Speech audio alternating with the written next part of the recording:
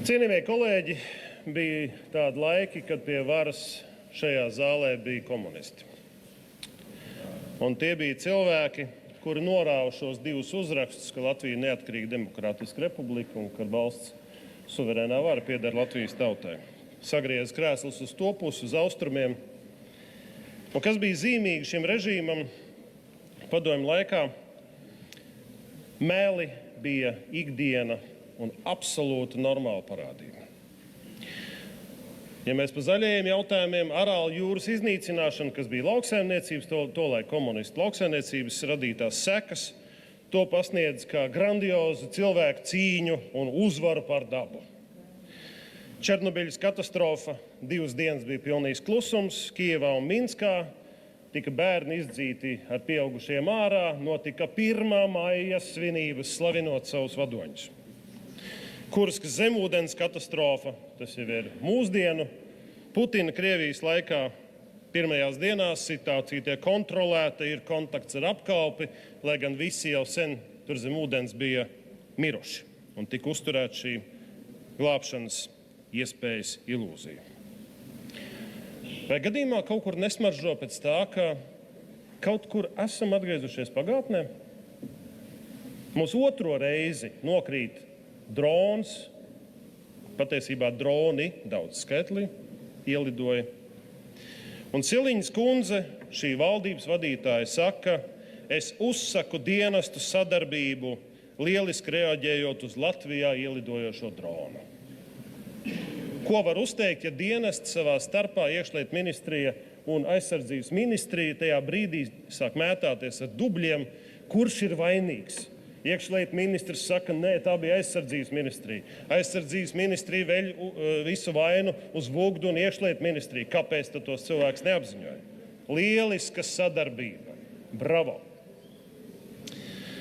Koalīcijas partiju pārstāvi atzinīgi novērtē drošības dienesta reakciju uz Krāslaus novadā uzsprāgošo dronu, sadarbojoties un savlaicīgi informējot sabiedrību par incidentu.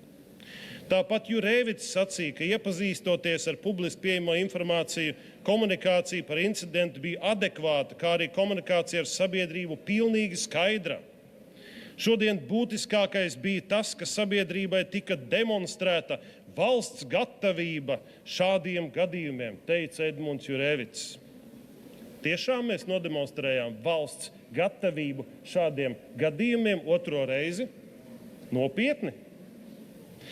Reakcija un komunikācija bija laicīga. Komunikācijas līmenī ir svarīgi, ka tika sniegts pietiekami daudz informācijas, vērtēja Šuvājevs. Partijas progresīvie frakcijas vadītājs Andris Šuvājevs atzina, ka šis incidents parāda, ir gūta mācība.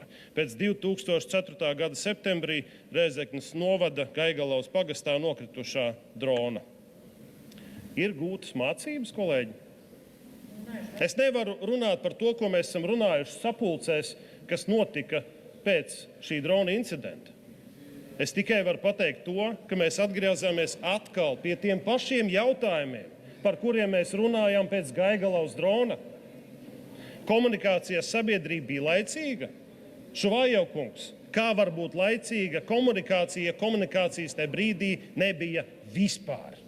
Tā, ka vispār nebija. Kur bija 112 aplikācija? Kur bija sirēnas kaut vai Dagdā? Kur bija šūna apraide tajā gadījumā? Bija tikai WhatsApp grupās ziņas no Viļņuma kunga, no viņa kaimiņiem, no Latgales iedzīvotājiem par to, ka redziet, mums te lido droni, kas notiek. Nevajag sēt paniku, saka koalīcija. Vai tā nav panika, ka cilvēki nezina, kas vispār notiek? Nopietni? Sprūda kungs saka, vai Latvijai dronu siena? Īstā atbilde ir jā, ir dronu siena. Sprūda kungs pagājušā gada 26. septembrī saka, katru gaisa telpas pārkāpēju ir jāspēj nekavējoties notriekt. Mums ir jāaizsargā mūsu valsts un cilvēki no 1 centimetra. Sprūda kungs, cik garš ir jūsu centimetrs? Mēs ļoti apvienotais saraksts gribam zināt atbildi uz šo jautājumu.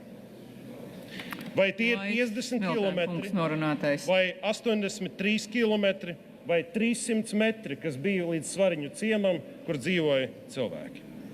nebija brīdinājumu. Un apzināti progresīvie izrādās pieņēma lēmumu nebrīdināt cilvēkus, lai neceltu paniku.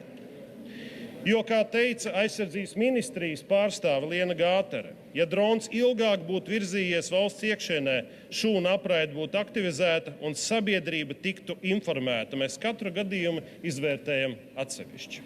Laiks, Mildēnkungs, jūsu solītais jau iet krietni pāri. Es tikai pēdējo pateikšu. Kolēģi, meli šajā valstī ir normalizēti. Un Sprūda kungs, ja jūs gribat turpināt darbu, jums ir jāuzkāp šeit tribīnē. Pilnīgi atklāti un godīgi jāpastāsta par kļūdām un ko mēs esam izdarījuši, lai tērējot aizsardzības ministra budžetu, nodrošinātu mūsu valsts drošību no 1 centimetra. Un vai mēs esam gatavi strateģiski atvainīt nevis 1 dronu, bet 1000, jo tā ātrgaitas šosejais mūsu robežām ir tieši tāda. 1000 dronu no Krievijas Ukrainas virzienā un 1000 dronu dienā no Ukrainas Krievijas virzienā. Atnāciet un pastāstiet. Stratēģiskais mērķis tam, ko mēs pielēmām par 5% aizsardzībai, ir kāds un ko jūs esat piegādājis?